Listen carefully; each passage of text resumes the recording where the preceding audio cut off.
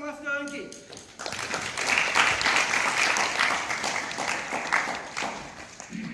Toastmaster Ankit, US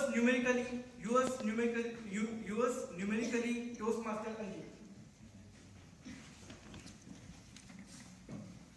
Ankit Satanekar, age 23, height 182 centimeters, number of bones in body 206, all intact. Appreciation certificate still date 19, class 10 percentage 90.3, class 12 86.3, engineering final year score 71.2. Pause. Rewind. How many of you were tempted to define yourself in the way I have been, flaunting all the numbers which have defined you? Thank you. Numbers. Well, they do reveal a lot about you. But I beg to differ from these statisticians and math geniuses who claim to summarize the entire real world in numbers, in a concept which have had no physical existence. Good evening, dear Toastmasters and esteemed guests. Good evening. It's an honor to share my life story with you all. I was born in a middle-class Maharashtrian family, settled in Mumbai for over a generation.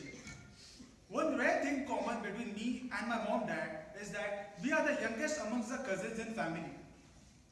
Being the youngest, I had no one of my age to understand me well. My mom took the role of being my best friend, a role which continues to be the same till date. My schooling started, and so did the race for those interesting numbers. At school, I was a shy, bubbly boy. A shy, bubbly boy who used to run away from the responsibilities of being the class monitor. That shy, bubbly boy grew up to be what I am today. That shy, bubbly boy grew up to represent his college department at the Indian Industry Confederation program to deliver an entire technical presentation in a crowd which had had 20 years of experience then. Around my age then. Did I just happen to mention a number? Well, numbers have been haunting since my childhood. Addition added to my misery and subtraction reduced my self-esteem. At school, I was least interested in whether trains are approaching or moving away, passing a pole or a platform, and felt absolutely silly to calculate the lengths and velocities. Rather, I was interested in knowing whether Ruskin Bond ever boarded the night train at Deoli once again to meet that pretty girl or not. All logic defied when cities and countries were defined in latitudes and longitudes. But to read about the culture and people over there made me mark these places in my price atlas and eventually to the list of 100 cities I want to visit before I die. The curriculum forced me to remember the chemical equation for nuclear fission, which again included numbers. Rather, I was interested in knowing about the catastrophe created when this nuclear fission was used for the first time in World War II and the repercussions of this attack which are still there today. I am a believer that horizons of knowledge should not be limited to books, and that's why my birthplace Mumbai remains an indispensable part of my life. My friends and family often joke that it would be really an uphill task to get a girl for you because you seem to be already married to Mumbai. At college, I was fortunate enough to have my gang of guys who would accompany me to random Mumbai hangouts. No plans, no maps, just the way ahead where our heart followed, earning us the nickname The Wanderers.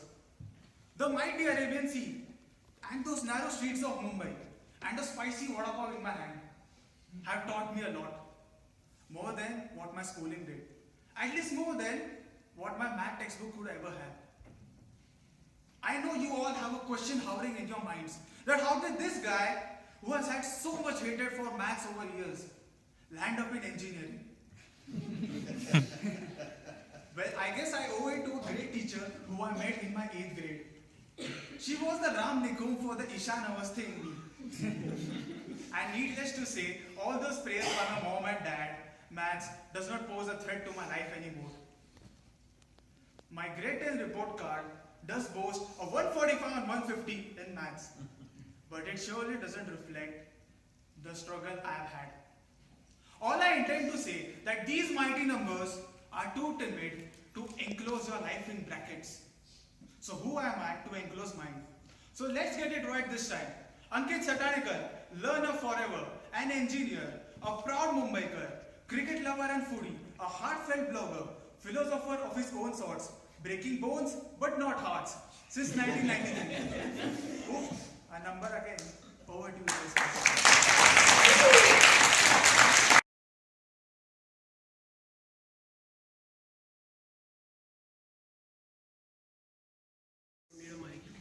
So, good evening everyone. Good evening. And congratulations for taking your P1. Welcome to the world of Toastmasters. For those of you who don't know, this first speech is all about discovering your ability to stand in front of people and speak. It gives you a chance to just see what you are naturally. That's why we always encourage personal topics to speak. And today Ankit delivered a very beautiful journey of his personal life. Archimedes said, give me a lever and I'll move the world. Today Ankit used the numbers as a lever to deliver the picture of his life to all of us. You had a very beautiful start to the speech. I mean, standing there in a very Raymond type model pose and then starting with very hard facts, which all of us could identify. Right? You have 206 bones in your body? Yes or no? Yes, you believed it, you're not checking. See? There was this conviction in telling you that yes. And then after that, we just believed whatever he said, 72 in engineering, 19 in SSC or whatnot. Okay? So that's the confidence that a speaker brings to the table. You delivered perfectly, flawless. And then he went on very beautifully to ask a very nice rhetorical question. How many times have you identified yourself like that? And that's something that our education system tells us, right? He's 85%, I'm 87%, right? All of us have been through that. And that's where that story hits home. We are so much like him, so much like him. Then as he took us through his family journey, his mother being his role model, him being the youngest, a shy boy learning, growing up to deliver speeches in front of people, that's what we all aspire to do, don't we? Right? And then sphere of physics, how many times have I myself wondered, why do I need to know what speed two trains are coming at, unless I wish to jump in front of one of them. Right? So, it hit home with me at least. I'm sure all the engineering characters here would associate with the Shaw series books which have ladders falling and trains coming at each other at those speeds. So very nice examples you use. I really loved your choice of examples. Some recommendations for you. Your speech kind of went around the place. What we want in speeches is some sort of order, either chronological order or geographical order or a pattern to it. You went on to deliver a speech in front of a technical presentation in front of hundreds of people, and then you come back to the fact that you hate maths in school. I mean, it's not fitting in right? You need to have an order to how you go around it. Also, the fact that you love books came post you talking about physics or something like that. So it went kind of all over the place, which is okay because you're just telling your story. I love the fact that you said that the horizons of knowledge should not be limited by books. It's a very wonderful thought. I think all of us should carry whether it's a part of his speech or not. Okay, I feel that at some point you kind of memorize your speech and try not to do that. Go with the flow. Try to line up your thoughts in a way that the thoughts come naturally to you and should not, like I'm doing right now. Right? It should come naturally to you.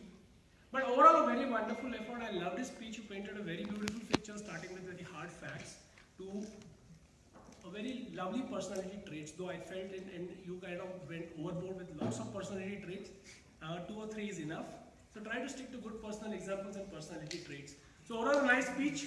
We give a standing ovation as a club practice to whoever gives a P1 speech, and the fact that he did not use notes. So let's give a standing ovation.